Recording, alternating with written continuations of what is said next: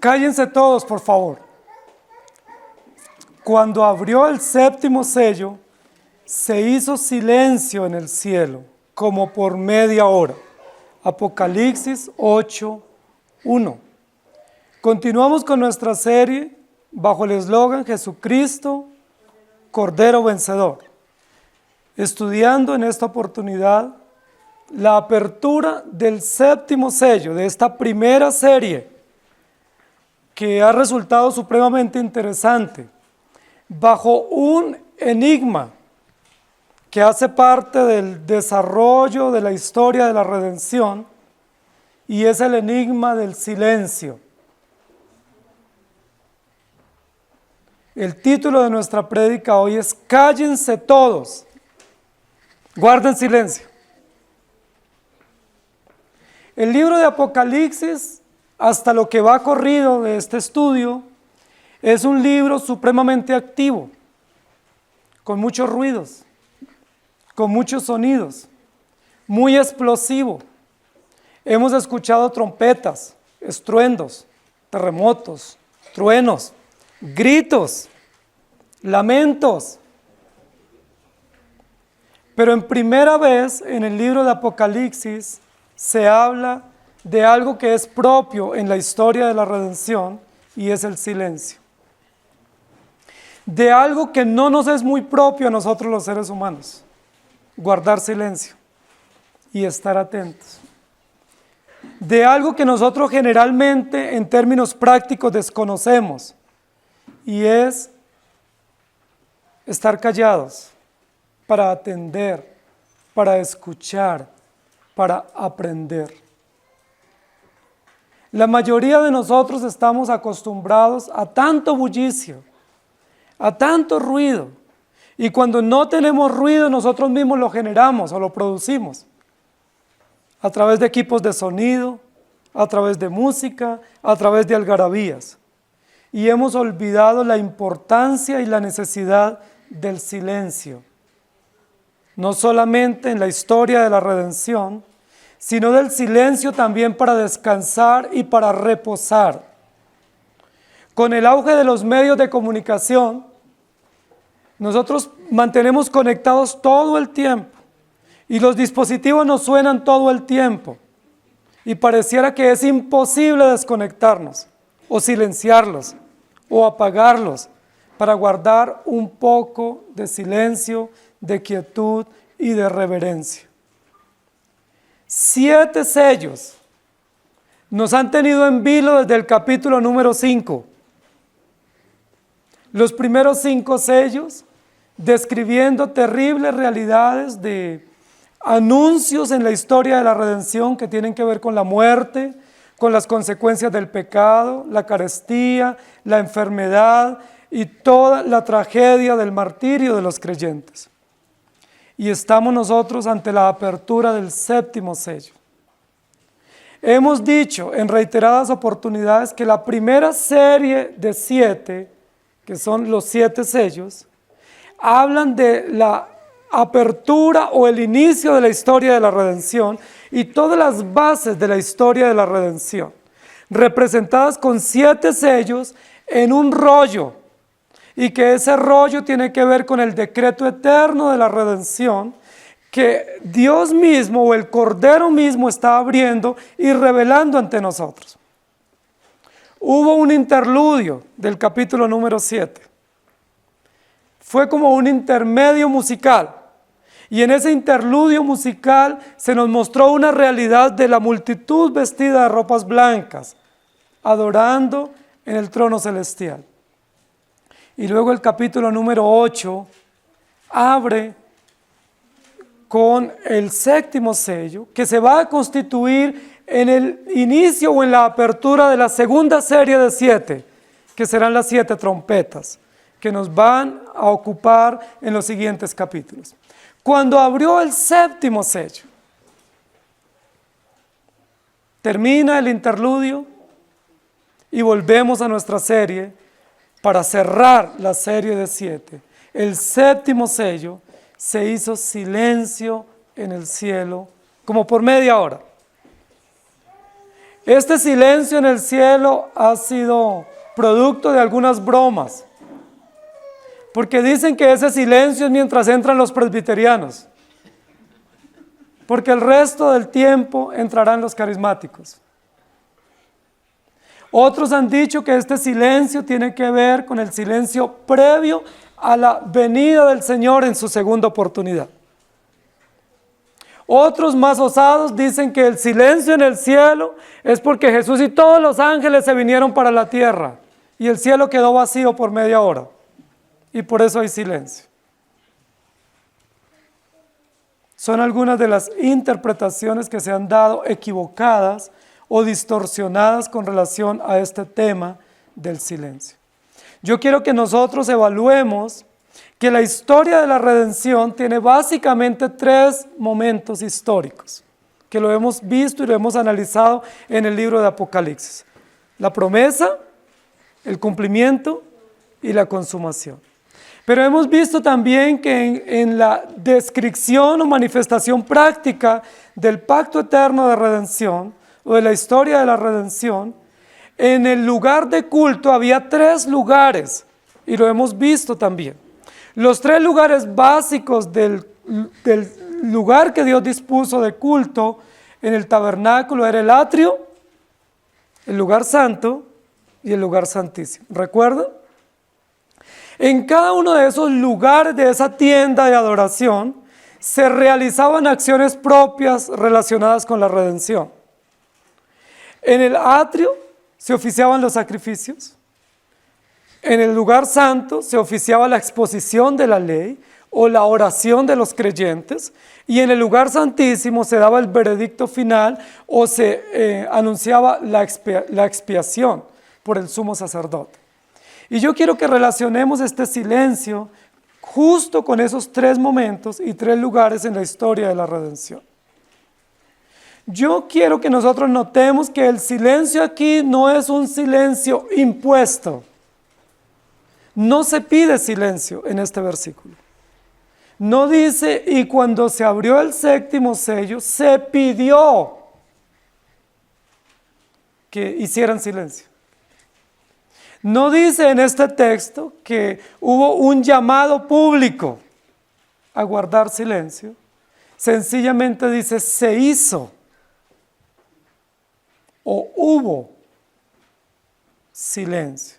Ahora, ¿quiénes eran los que estaban participando en esta celebración en los capítulos previos a esta descripción? ¿Quiénes participaron? Los ángeles, ¿cierto? Los 24 ancianos, los 4 seres vivientes. ¿Y quién más? Capítulo 7. La gran multitud de salvos de todas las lenguas, pueblos, tribus y naciones. Es decir, toda esa multitud, ese conglomerado representando la iglesia, los salvos de todos los tiempos y todo el coro o la corte celestial, absolutamente todos guardaron silencio en el cielo. Ahora es importante que ese silencio, además de que no fue un pedido de silencio, sino como una parte natural en la celebración, como una parte integral de la celebración, sucede en el cielo. Y la Biblia va a estipular el periodo de este silencio. Y yo quiero que nosotros pensemos cuán importante es el silencio en la historia de la redención y cuán importante es el silencio en la relación del pacto de Dios para nosotros. Entonces comencemos. En primer lugar, una característica o una aplicación práctica del silencio tiene que darse a la entrada del tabernáculo. ¿Cuál es el primer lugar a la entrada del tabernáculo? El atrio. El atrio era como el patio de llegada o la sala de llegada o el lugar de encuentro o el punto de encuentro. Recordemos que en el atrio del tabernáculo habían básicamente 2 elementos. Estaba el lavacro, ¿cierto? Y el altar del sacrificio. En ese patio, nosotros ya lo vimos en el capítulo 5 y capítulo 6 y capítulo 7, estaba el matadero. En el atrio, cuando entraban todas las familias de los hebreos para oficiar los sacrificios, ellos venían en familia. Al atrio se permitía estar las mujeres, los niños y los extranjeros. Era un lugar público, era un patio de llegada, era un punto de encuentro, pero no era un patio embaldosado, era un patio de grama, ¿sí? Y allí se traían los corderos preparados para el sacrificio. Los corderos que habían sido seleccionados y que habían sido aprobados por los levitas para el sacrificio, cada familia traía su cordero. Era una ceremonia supremamente interesante que hacían las familias hebreas. Llegaban en familia, posiblemente tomados de la mano, juntos en familia, pero con algo muy característico en su mano o en sus brazos: un cordero de 1 año. Un cordero macho, sin defecto. No era el más gordo, no era el más flaco, sencillamente era el que fuera perfecto, el que cumpliera las características específicas. Y traían ese cordero y tenían que entregarlo en las manos de los levitas para que los levitas procedieran al acto del sacrificio. Uno de los elementos propios de esa ceremonia era el silencio. La Biblia en ningún lugar describe que los hebreos llegaban a esta ceremonia con gritos de júbilo, o saltando, o brincando, o en algarabía. Y no es para menos. ¿A qué venían ellos al atrio del tabernáculo? A matar un animal inocente. Ellos traían un animal que no tenía la culpa de las faltas de ellos. Ellos lo habían cuidado durante 1 año y lo habían atendido y lo habían seleccionado, pero ese animal no tenía la culpa de que ellos hubieran sido inmorales, rebeldes, idólatras y desobedientes. Cuando ellos pasaban la puerta de la tienda de campaña y entraban al atrio, lo único que reinaba en ese patio de entrada era el silencio. ¿Por qué? Porque todas las familias eran conscientes que ellos debían morir en lugar de ese animal, que todos debían ser muertos, pero que había una provisión de Dios para que ellos no fueran muertos, y la provisión era un inocente e indefenso cordero que en perfecto silencio traían a ser puesto en el altar del sacrificio. No se admitía ningún tipo de algarabía, ruido. No había ningún címbalo, no había ninguna batería, no había ningún arpa sonando, no había nada sonando. Todas las familias guardaban silencio, pero era un silencio expectante, era un silencio de que estamos convencidos de que somos pecadores y tenemos que guardar silencio, porque yo debería estar puesto en ese altar en este preciso momento para morir.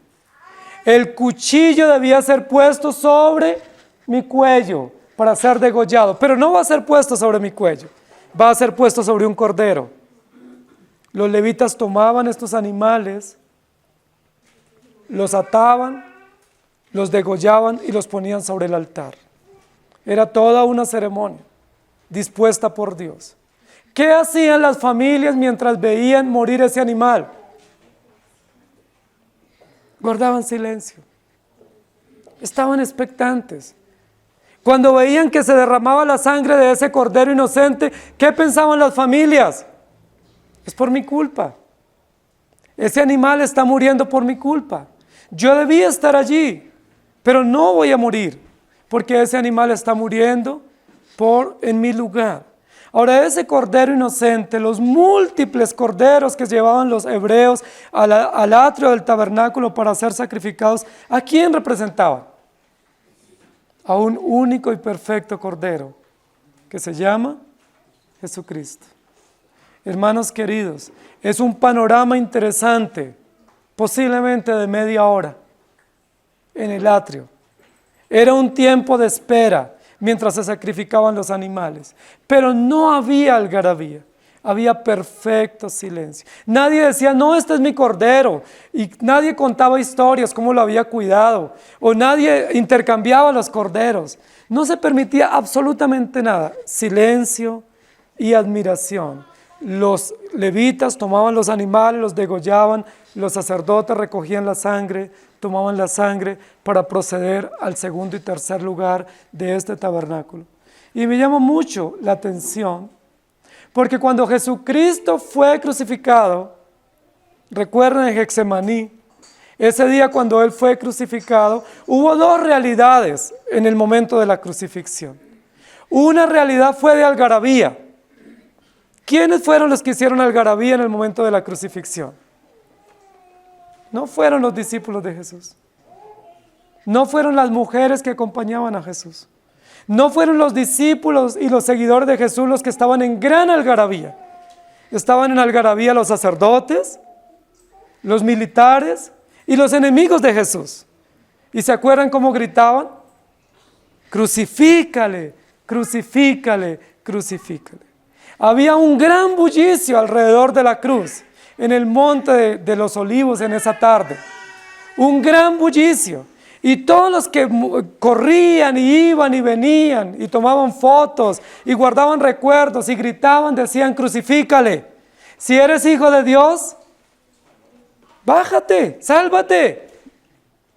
Pero mientras los impíos o los enemigos de Jesús hacían algarabía, ¿qué hacían los seguidores de Jesús? Silencio. Contemplaban en silencio el sacrificio de Jesús. Sacrificio anunciado por 4,000 años de historia. Sacrificio esperado por 4,000 años. La Biblia no registra ninguna participación de los discípulos en cuanto a comentarios.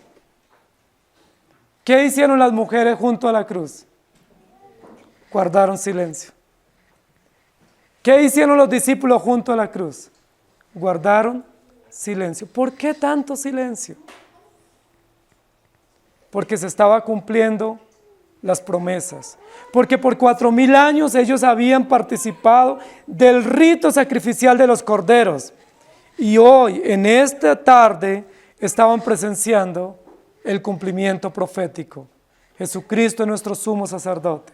Jesucristo es nuestro sustituto. Jesucristo está puesto en el altar, en la cruz del sacrificio, muriendo en nuestro lugar. Y yo debía ser puesto allí. Hermanos queridos, esto es supremamente importante porque nos recuerda que este silencio no es un fenómeno aislado, sino que el silencio es parte de nuestra adoración. Ante la injusticia, ante la muerte, ante la realidad de nuestra culpa pecaminosa, lo único que nosotros podemos guardar es silencio. Y es interesante porque esto va en contra de lo que nuestra propia condición pecaminosa hace. Nosotros ante cualquier acusación lo primero que hacemos es defendernos. Ante cualquier realidad que no nos gusta, no nos parece o nos sentimos aludidos, lo primero que hacemos es tener argumentos. ¿Pero qué nos enseña la Biblia? ¿Cómo debiéramos actuar ante las acusaciones? ¿Cómo debiéramos actuar ante la indignación? ¿Cómo debiéramos actuar ante la incomprensión o ante el conflicto?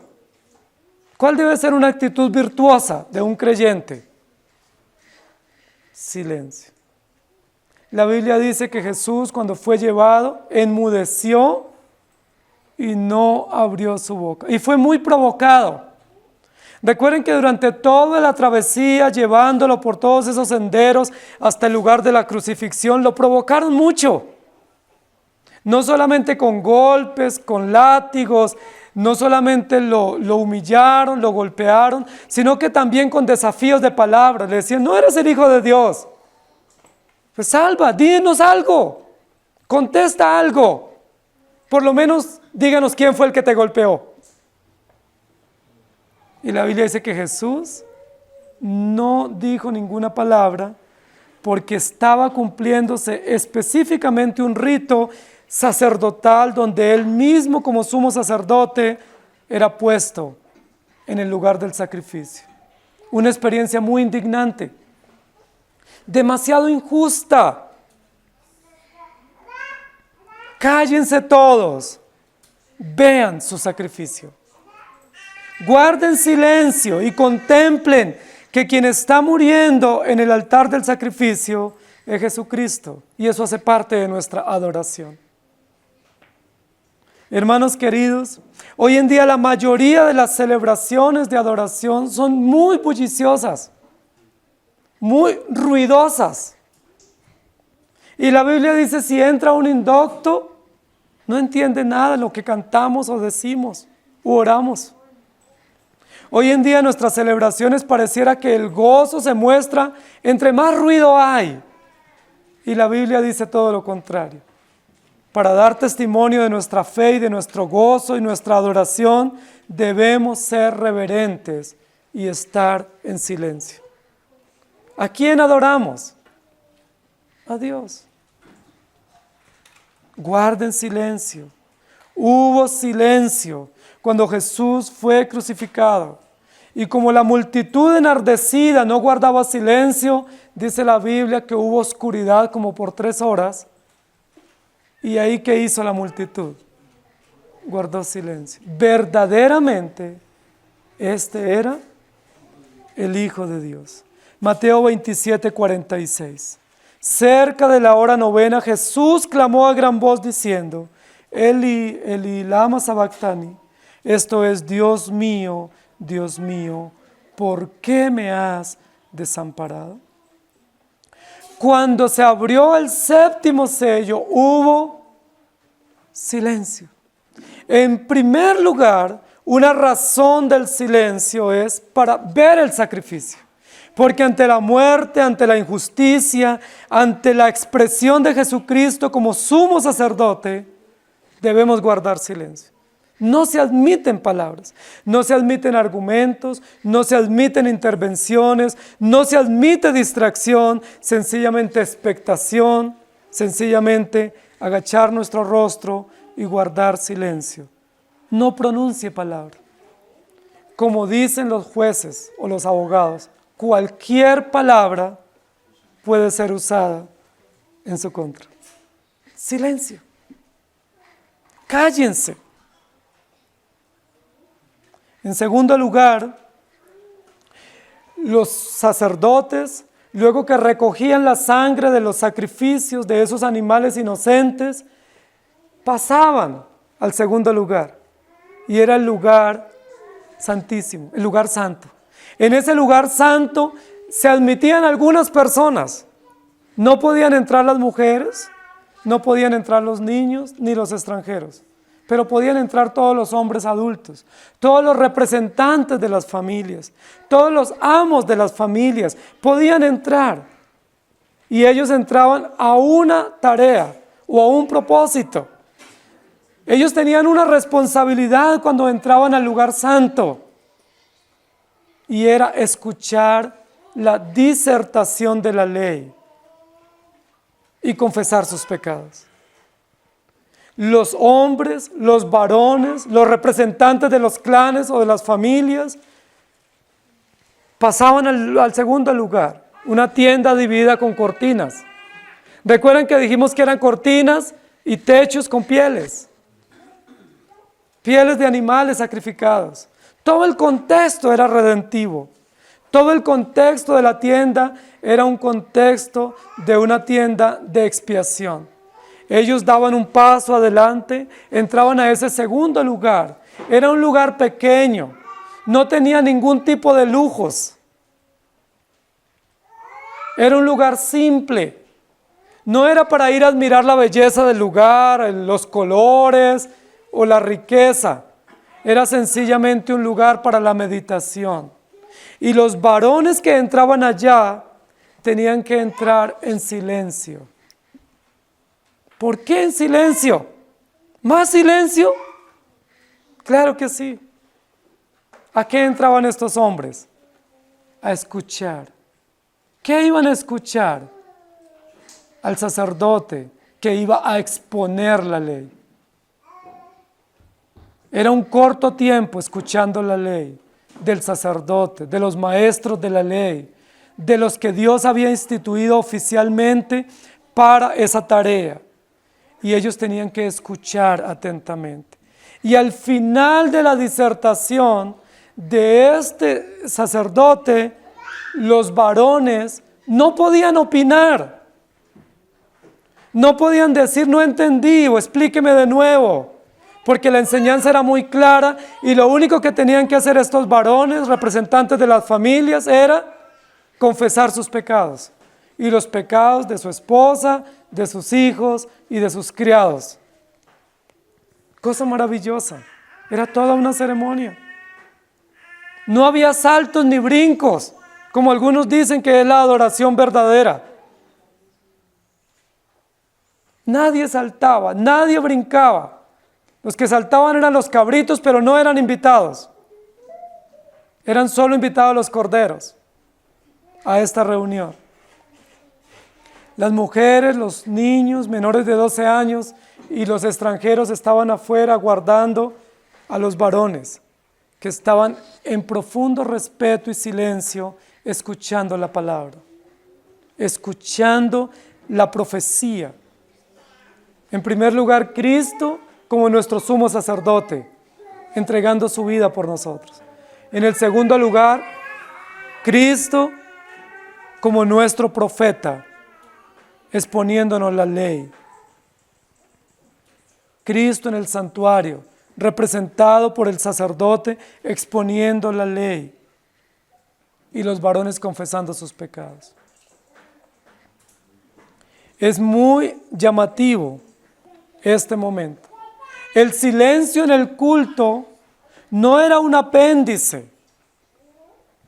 El silencio en el culto era parte de la celebración. Por eso luego el profeta Habacuc dice: Jehová está en su santo templo, calle delante de él toda la tierra. Es Dios el que habla por su palabra. No es respeto por el auditorio, no es respeto por el que está al lado, es respeto a Dios a quien adoramos y a quien servimos. Si aún los ángeles guardan silencio, si aún los 24 ancianos guardan silencio, si aún la Biblia dice que la creación guarda silencio, ¿cuánto más nosotros debemos guardar silencio ante la palabra y ante nuestro Dios? Ahora, ¿cuál era uno de los propósitos de guardar silencio en el lugar santo? Escuchar lo que se dice.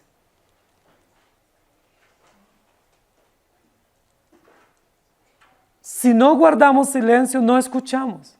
Y si no escuchamos, no entendemos. Y si no entendemos, ¿de qué nos arrepentimos? Ahora, si el varón no entendía, ¿cómo podía instruir a su esposa y a sus hijos y a sus criados? Él tenía una tarea, apenas finalizaba esa reunión, de salir a instruir durante una semana, reforzar, recordar, meditar en lo que había aprendido. Y si no ponía atención, imagínense un varón distraído o durmiendo. ¿Cómo podía salir a cumplir su función? De instruir, de repasar, de cumplir su labor profética, de proclamar lo que él había entendido, lo que había escuchado. Guardar silencio era parte de la adoración a Dios para poder escuchar su dulce voz y para poder saber qué dice la ley de Dios. Nosotros necesitamos aprender a escuchar. Es una de las grandes deficiencias que tenemos en nuestra época. No sabemos escuchar. No sabemos estar en silencio ni siquiera media hora. Porque son tantos los ruidos y hay personas que dicen que me siento solo o sola si no tengo un ruido. Nuestros hijos deben ser enseñados a guardar silencio. Nuestros hijos y nuestros jóvenes deben ser enseñados a guardar silencio. No solo en la casa, no solo mientras se descansa, sino también mientras se adora, porque hace parte de nuestra expresión de adoración. Romanos 14:11 dice: porque escrito está, vivo yo, dice el Señor, ante mí se doblará toda rodilla y toda lengua confesará a Dios. Cuando los varones en el lugar santo confesaban sus pecados, no era una algarabía. Como en algunos lugares donde dicen, vamos a orar, y pareciera que dijera, salgamos a recreo. Era un silencio, agachando la cabeza, humildemente y conscientemente reconociendo los pecadores que somos y posiblemente atinando a decir, Señor, ten misericordia, porque somos pecadores. Señor, ayúdanos. Apocalipsis 11:13 dice, en aquella hora hubo un gran terremoto y la 10ª parte de la ciudad se derrumbó y por el terremoto murieron en número de 7,000 hombres y los demás se aterrorizaron y dieron gloria al Dios del cielo. Los varones que podían proseguir al lugar santo habían sido salvos de morir en el atrio, porque ellos debían haber muerto, pero no murieron, pudieron entrar al lugar santo. ¿Cuál debiera ser la actitud de ellos entonces? Adoración, respeto. Señor, tú no nos dejaste morir, murió un cordero en nuestro lugar. Lucas 1:11 dice, y toda la multitud del pueblo estaba afuera orando a la hora del incienso, orando, esperando. Eran momentos muy especiales de adoración. Mas el 7º día es reposo para Jehová tu Dios. No hagas en él obra alguna, tú, ni tu hijo, ni tu hija, ni tu siervo, ni tu criada, ni tu bestia, ni tu extranjero que está dentro de tus puertas. Éxodo 20:10. Y en Éxodo 34:21 dice, 6 días trabajarás, mas en el 7º día descansarás, aún en la arada y en la siega descansarás. ¿Para qué Dios destinó el descanso? El descanso está unido al silencio. Si se va a descansar o se va a reposar, es porque va a haber silencio. No se debe trabajar, pero es un silencio o un reposo dedicado a nuestro Dios. Isaías 58:13 dice, si retrajeres del día de reposo tu pie, de hacer tu voluntad en mi día santo, y lo llamares delicia, santo, glorioso de Jehová, y lo venerares, no andando en tus propios caminos, ni buscando tu voluntad, ni hablando tus propias palabras. Y luego Habacuc 2:20, mas Jehová está en su santo templo, calle delante de él toda la tierra. Sofonías 1:7, calla en la presencia de Jehová el Señor, porque el día de Jehová está cercano, porque Jehová ha preparado sacrificio y ha dispuesto a sus convidados. Zacarías 2:13, calle toda carne delante de Jehová, porque Él se ha levantado de su santa morada. La Biblia habla del silencio. Y luego en Primera de Reyes 19:12, y tras el terremoto un fuego, pero Jehová no estaba en el fuego, y tras el fuego un silbo apacible y delicado, y Jehová estaba en ese silbo apacible y delicado. Cuando abrió el 7º sello, se hizo silencio, como por media hora. Es muy interesante que aquí no diga que hubo silencio por media hora. Es un término de tiempo indefinido, como por media hora, o aproximadamente, o quizás media hora. Ahora, cuando está hablando aquí de media hora, está en relación con otras expresiones de tiempo. Recordemos que una de las características de Apocalipsis es hablarnos de tiempo, ¿sí? 3 días, 1 semana, 3 años, 3 años y medio, 1000 años, 40 días. Apocalipsis está lleno de expresiones de tiempo y aquí hay una expresión de tiempo indefinida, como por media hora. Literalmente no sabemos cuánto es esa media hora. Nos está hablando de un periodo, nos está hablando de un tiempo. Probablemente es el tiempo requerido diariamente para la adoración a nuestro Dios. Guardar silencio, como por media hora en el atrio, luego media hora en el lugar santo y luego como por media hora en el lugar santísimo. No vayan a pensar que la celebración de culto de los hebreos era de media hora. Qué bueno un culto de media hora, ¿no? Rápido nos desocupamos para nuestras cosas. Pero Dios dispuso un día para adorarle. Y en tercer lugar, cállense todos. Porque el sumo sacerdote entra al lugar santísimo. A ese lugar santísimo solo podía entrar el sumo sacerdote una vez al año para celebrar una ceremonia que se llamaba el Día de la Expiación. Así se llamaba la ceremonia que el sumo sacerdote oficiaba. Recuerden que el lugar santo y el lugar santísimo estaba separado por un velo o por una cortina de lino. No habían puertas, no eran necesarias las puertas en el lugar santísimo o en los dos lugares, sino que era una cortina que se podía levantar o se podía abrir y podía entrar el sumo sacerdote. ¿Quiénes podían presenciar esa ceremonia? Los varones que estaban en el lugar santo podían presenciar allí, entre bambalinas, la ceremonia que estaba oficiando el sumo sacerdote, pero no podían pasar los varones allá. Era un lugar exclusivo. Allí estaba el arca de la alianza. ¿Quién es nuestra alianza? Cristo, el arca del pacto. Allí estaba el propiciatorio.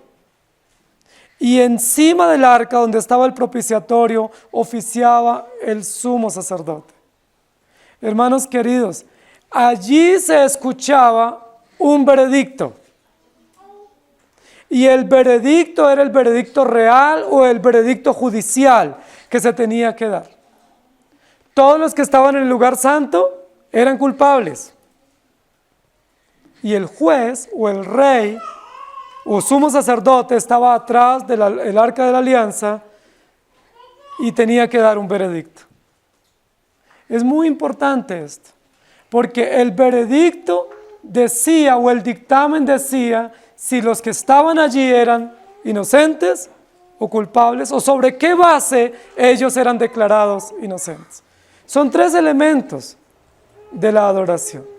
Primer lugar, el sacrificio.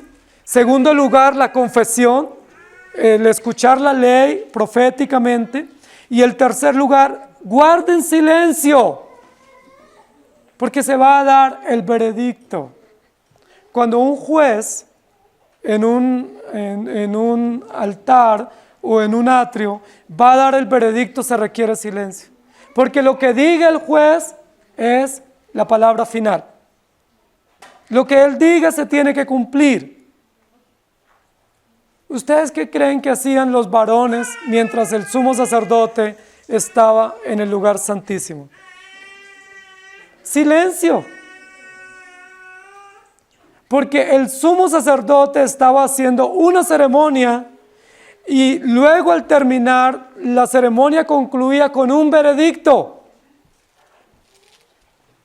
¿Ustedes se imaginan que ese sumo sacerdote dijera, ustedes todos son culpables y los vamos a degollar?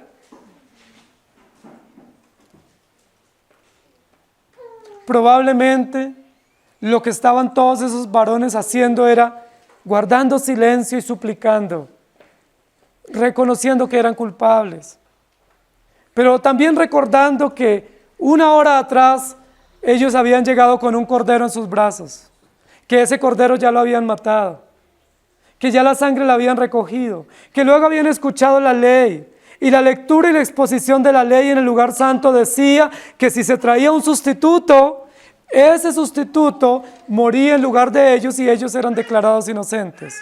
Pero faltaba el veredicto. La apertura del séptimo sello nos expone al veredicto. Nos expone al juicio o a la acción judicial solemne delante de Dios. Hermanos queridos, siempre que hay un tribunal, se exige silencio total. Hay intervenciones de las partes, pero cuando habla el juez para dar el veredicto, no se admite ningún bullicio. silencio total, porque de ahí depende la vida nuestra. ¿Ustedes se imaginan que Dios no hubiera aprobado ese sacrificio de ese día? ¿Ustedes se imaginan que algún procedimiento en los lugares previos hubiera estado mal y el veredicto en ese lugar santísimo ese día fuera una sentencia en contra para los asistentes? Todos debían morir.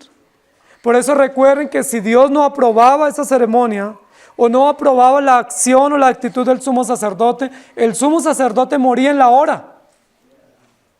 Oficiando la ceremonia de la expiación, él moría. Y recuerden que por eso en la parte final del fleco de la túnica, él tenía que llevar unas campanitas. ¿Sí? Que cuando él caminaba, mientras oficiaba la ceremonia allá, sonaban. Y mientras sonaban, había esperanza. Dios todavía no se ha puesto bravo con nosotros. Todavía está aprobando lo que estamos haciendo. Pero si dejaban de sonar estas pequeñas campanitas en el fleco del vestuario del sumo sacerdote, el terror invadía el auditorio. Era terrorífico. Dios no aprobó el sacrificio. Es decir, somos culpables y somos muertos. ¡Qué interesante! Nada parecido con nuestras celebraciones hoy. Porque las celebraciones hoy están llenas de ruido, de gritos, de brincos, de saltos. Pero no de silencio. Ni para orar, ni para escuchar la palabra, ni para confesar los pecados, ni para escuchar el veredicto. El veredicto no es el veredicto de un hombre cualquiera. El veredicto es de un sumo sacerdote que funge en esta ceremonia como un juez y que dictamina, y ese dictamen tiene implicación. Si el pueblo no se arrepintió honestamente de sus pecados, si Dios no haya adecuado sus sacrificios y sus ceremonias, ellos deben morir. Y no morirán después, morirán en el momento. ¿Recuerdan cuando Ananías y Zafira trajeron una ofrenda al Señor? Pedro y Juan no le dijeron a Ananías, bueno, vas a morir un día de estos. Dice la Biblia que cayó fulminantemente en la hora. Y como 3 horas después, llegó Zafira, campante y con el mismo discurso, y murió también. Hermanos queridos, oigan el veredicto. Guarden silencio. El veredicto del rey es que usted y yo fuimos hallados culpables. Ese es el veredicto. El veredicto es que usted y yo somos pecadores. Se abre el sello y en ese libro, en ese rollo dice que usted y yo somos pecadores y que la paga del pecado es la muerte. Lo único que nos puede invadir es el terror. Lo único que nos debe paralizar es un silencio agónico, suplicante, de que somos culpables y debemos morir. Pero junto a ese veredicto real, contundente, evidente, con pruebas, el sumo sacerdote tomaba la taza con la sangre que había recogido de los corderos que cada familia había traído y comenzaba y con un hisopo la rociaba sobre el propiciatorio. Silencio reinaba, todos aguardando. Y mientras él decía, ustedes son culpables, ustedes son malos, ustedes son pecadores, ustedes han obrado mal, son idólatras, inmorales, rociaba la sangre.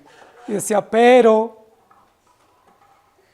ese cordero y la sangre derramada de ese cordero es la que hace expiación por sus pecados.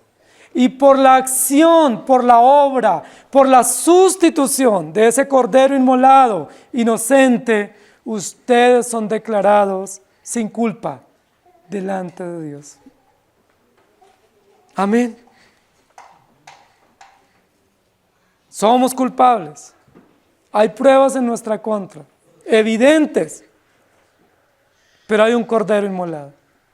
Y por la acción simbólica, legítima de esa sangre derramada, que es puesta sobre el propiciatorio, ustedes hoy son declarados sin culpa delante de Dios. No hay ninguna condenación para los que están en Cristo Jesús, no por sus méritos, sino por la sangre de aquel que fue puesto en el altar del sacrificio. ¿Ustedes qué creen que hacía esa multitud? ¿Brincaba? ¿Saltaba? Claro, si es mi triunfo, yo salto. ¿Ustedes han visto a los deportistas cuando ganan? ¿Cómo celebran? Porque es el triunfo de ellos, son los méritos de ellos. Llegaron a la meta, lograron el triunfo, lograron la medalla, ganaron el campeonato. Y como es el triunfo por el cual han luchado y se han esforzado, es digno de celebrar. Pero cuando nosotros estamos en este veredicto, no es nuestro triunfo. Fuimos declarados sin culpa, no por nuestro mérito. No se admiten celebraciones. No se admiten júbilos nuestros, porque no hay mérito. Yo no hice nada. ¿Qué es lo único que se admite? Silencio reverente. Agache su cabeza con respeto, con silencio, con adoración, diciendo: ¡qué gracia! Porque yo debía morir. Pero Él me perdonó la vida. En 8 días me veré otra vez en una ceremonia acá para ratificar el perdón de mis pecados, para ratificar la obra preciosa de Jesucristo. Por eso cállense todos, porque es a través del sacrificio de Cristo, es a través de la obra de la ley de Cristo y es a través del veredicto final, sentencial de Cristo a favor de su pueblo. Vemos 3 momentos, 3 lugares, 3 oficios. Cristo como nuestro sumo sacerdote, Cristo como nuestro profeta proclamando la ley y Cristo como nuestro rey, juez que dictamina. Me llama muchísimo la atención, porque cuando hablamos de silencio, muchos dicen: no, pero es que David danzaba. Sí, no solo David, todos los hebreos, pero danzaban en sus fiestas nacionales, danzaban cuando tenían triunfos políticos, triunfos militares, cuando hacían celebraciones familiares, pero no hay ni un registro en la Biblia de danza en el templo. No hay uno.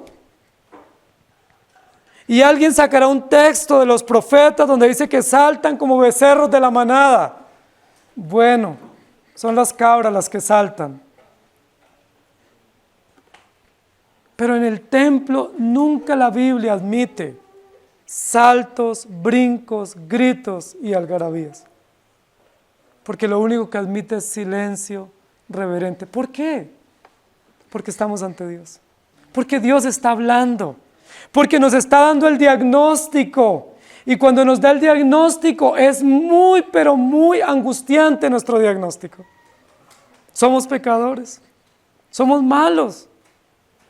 Pero cuando vemos la obra de Él, es muy justa su obra a favor nuestra. Es muy compasiva y muy condescendiente su intervención, de tal manera que nosotros nos regocijamos y una forma de regocijarnos es guardar silencio.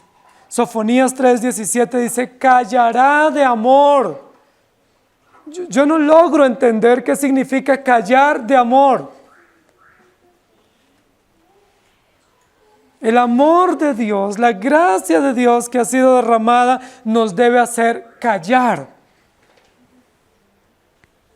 ¿Ustedes saben qué significa callar de amor? Es decir, hemos sido cubiertos con su gracia, con su amor que nos ha alcanzado y lo único que podemos corresponder es silencio. ¿Qué digo? ¿Qué le digo a Dios? La Biblia dice, los fariseos piensan que por sus muchas palabrerías serán oídos. Y tenemos la oración del fariseo en la Biblia, ¿cierto? Que se acerca con una oración muy técnica, muy elaborada en su tiempo devocional, quizás en su tiempo de guerra espiritual o en su día de ayuno habitual, y levanta sus manos, cierra sus ojos y comienza: Señor, yo quiero agradecerte por todo lo que yo he hecho. Di diezmos, ayuné, me he portado bien, lo he logrado, qué buen cristiano soy. Por eso soy reformado. ¿Cómo lo hago de bien? Y el Señor le dice: hipócrita, piensa que por sus palabrerías, que por sus obras será justificado. De cierto, ya tiene su recompensa. Pero el otro, humilde, cerca, miserable, no es capaz de levantar su cabeza. Dice la Biblia que inclina su rostro y no tiene sino una corta frase para decir. No es una oración kilométrica, no son horas y horas de súplica, es solo una corta frase que él puede decir con su rostro inclinado y con un corazón contrito. Y esa corta frase es: Señor, sé propicio a mi pecador. O como dijeran otros hombres en la Escritura: Señor, ten misericordia de mí. Por eso cállense delante de Dios. Si usted va a orar, que sea para suplicar misericordia, no para sacar su lista de pedidos o no para mostrar sus logros. Si usted va a compartir, guarde silencio, deje que Dios hable, escuche su voz. Si usted quiere aprender, escuche. Por eso la Biblia habla en la carta a los Corintios a las y en Timoteo a las mujeres que guarden silencio, pero no era tarea solo de las mujeres. No solo las mujeres debían guardar silencio en la congregación. Nosotros los varones debemos ser ejemplo de silencio. Porque nosotros somos los sacerdotes que escuchamos para ir a repetir e instruir. Nuestros hijos deben ser ejemplo. Las mujeres se quedan en el atrio guardando silencio. Porque es posible que su esposo no salga vivo de allá. Es posible que si el sumo sacerdote muere, usted y sus hijos que están afuera también tengan que morir. Silencio. Escuchemos, atendamos. 3 momentos, 3 realidades, 3 oficios. Una vida entera de adoración. En silencio y respeto ante nuestro Dios. Amén. Cuando abrió el 7º sello, se hizo silencio en el cielo. Silencio para ver su sacrificio. Silencio para escuchar su palabra. Y silencio para escuchar su veredicto. Cállense, no hablemos tanto, guardemos silencio. Señor, gracias por tu palabra. Tu palabra nos enseña. Tu palabra no solamente es tu decreto, sino que tu palabra nos da pautas, nos da instrucciones precisas de cómo debemos ir ante ti. Y hoy nos enseñas una pauta, un principio, una virtud, un aspecto del carácter que solo tú lo puedes producir en nosotros. Silencio, respeto, adoración, atención. Dice la Biblia: si tú das limosna, no hagas sonar trompeta o salterio de que lo hiciste. Si tú oras, no lo publiques. Guarda silencio. Somos tan dados a publicar nuestros fracasos, nuestros triunfos, nuestras aflicciones. Somos tan dados a defendernos. Somos tan dados a justificarnos. Somos tan dados a ser irrespetuosos, a ser altaneros, a tener argumentos. Se nos está llamando la atención y nosotros estamos interrumpiendo. Perdónanos, Señor, porque actuamos como típicos necios y no como salvos y como sabios. El principio de guardar silencio no es solo para la esposa o para la mujer en la iglesia. Es un principio para todos, para los varones, para los ancianos, para los líderes. Silencio. Respeto, porque estamos ante Dios. Y no es solo silencio en la media hora de la prédica. Es silencio en la vida, porque dependemos de Dios. Es respeto y admiración y adoración ante un Dios que todo lo ve y todo lo sabe. Guarda silencio. La Biblia dice que los astros todos los días cumplen su función y guardan silencio. Que la misma naturaleza en silencio cumple su función diaria. Y nosotros no sabemos guardar silencio ante ti, ni siquiera por media hora. Perdónanos. Ayúdanos para que lo hagamos ante ti y para que sepamos separarnos en un mundo tan agitado, tan agobiante, tan bullicioso. Sepamos separarnos, desconectarnos, apagar los sonidos para escuchar tu palabra. Que nuestros hijos aprendan a desconectarse de las redes, de la televisión, de la internet, para escuchar tu palabra, para atender tu ley, para escuchar tu veredicto. Señor, yo me veo reflejado allí, en este sacrificio. Yo debía ser ese animal puesto en el altar, pero tú no permitiste, Señor, y tú te entregaste en nuestro lugar. Cuando leo tu ley, de principio a fin, tu ley me dice y nos dice que yo soy culpable, pero que tú enviaste una provisión. Y cuando llego al veredicto, tu sentencia me dice que sigo siendo culpable, pero que tu sangre derramada es poderosa para la remisión de nuestros pecados. Ninguna condenación hay para los que están en Cristo Jesús. Hemos pasado de muerte a vida no por mérito. No tengo por qué salir a gritar y a hacer júbilo, porque tú me perdonaste, porque no me perdonaste por mi mérito, sino por tu gracia y por tu justicia, que para mí sigue siendo incomprensible. Nos perdonaste por tu justicia y por tu gracia, que tampoco la puedo entender, ni la puedo valorar, ni siquiera la puedo explicar. Sencillamente así fue, así lo determinaste, así te plació y así lo has hecho.